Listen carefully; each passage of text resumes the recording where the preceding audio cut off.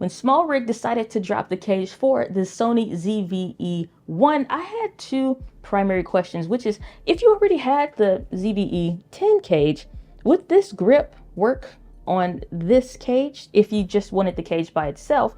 And when this ZV-E10 cage came out, there were some usability issues, and I wanted to see, did they make the same mistake on this one, or did they add a few extra bells and whistles just to kind of make it that much better? So let's find out.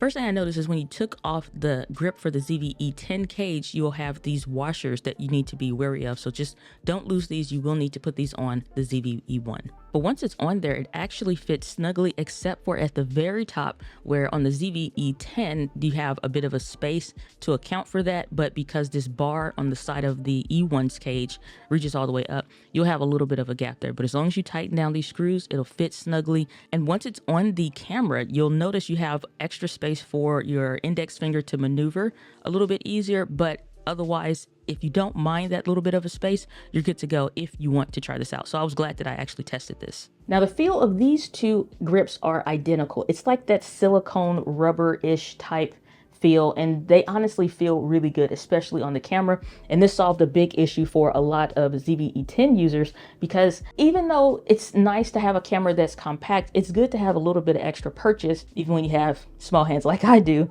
when you're gripping the camera, just so it's not as hard to hold on to, because you don't have a whole lot of wiggle room, or you're having to kind of crimp your fingers or whatever, and it's just not comfortable long term. And as you can see, the grip between these two, it didn't seem like it might be that different, since the ZV-E1 is still pretty compact, but it's a little bit taller on that version. And even if you have something like the A6400 cage, which I actually use this one probably the most, and it had this really nice wood handle grip. I didn't try this on that one, but I'm pretty sure you could probably get this one to work with the ZV-E1 cage as well. And I just wanted to see, like, is there a way to kind of reuse some of these parts that we may already have for cages? And most people usually rock with SmallRig, or even if you get some other accessories from some other place or whatever, most of the time your SmallRig stuff is interchangeable. And that's what I really, really like about this ZV-E1 cage, is because it's the same thing. You get all the ports, you get all the same connections and stuff like that that you would want for a cage, no matter which model you're coming from. We always have people complaining about the micro HDMI port on cameras. It's loose, or it wiggles, or whatever, or it just partially comes out, and that's a real issue. But they came out with this, I don't know if it's a new clamp, but it's new to me, where as you're screwing this, it'll tighten up on whatever that micro HDMI is. And this is universal, so it'll work from one cage to the next.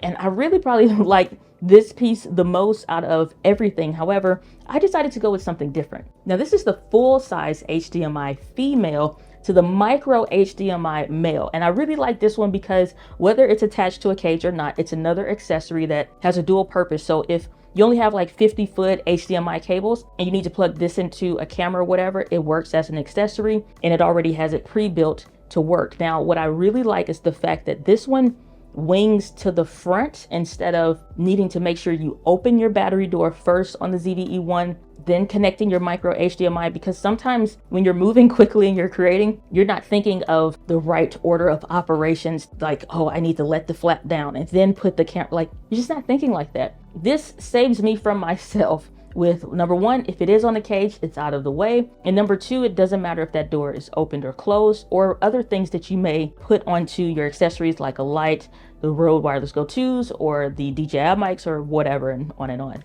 Now, when Rode reached out, I asked them to actually give me some extra stuff, not just for me to talk about and share within the video, but so I can give some stuff away to you guys. And if you saw in the previous videos, this is that video where I'm sharing with you all the stuff that you could potentially win. Now, these are the two types that you get. You have the one that is with the grip and the micro HDMI, and then you have the other one that is just like a bare bones case. And I think that one is really good for if you already have a bunch of other SmallRig accessories. You don't necessarily need to rebuy everything, but you might want to if you have multiple cameras or multiple setups and you're not trying to swap stuff. And I think it just works better if you have something that has everything already in it.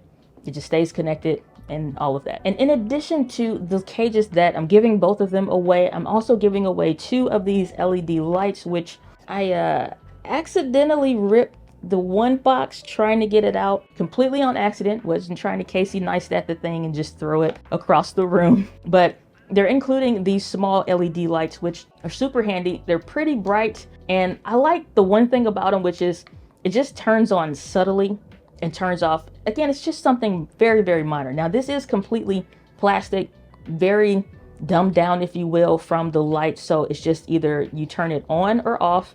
That's the button. And then the other button that you have, you press it once if you want to control the brightness.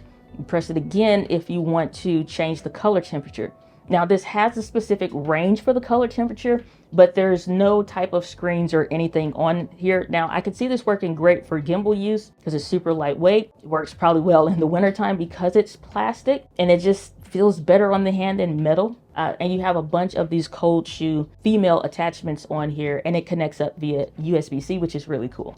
Now, how we're doing the giveaway is the Wheel of Wonder is coming back to the channel, which is our game show that we have here on the channel anytime I'm doing big giveaways. And so we are doing a big creator bundle giveaway. And so if you still want to rig up your Sony ZV-E10 or your ZV-E1, you're going to want to see the next video, because the next company that partnered with threw in some really cool things, and it just, again, just elevates this giveaway that much more. And they actually stole me away from something I've been using for a few years that I thought never changed, but they actually did. So once that video is available, it'll be coming up on the screen.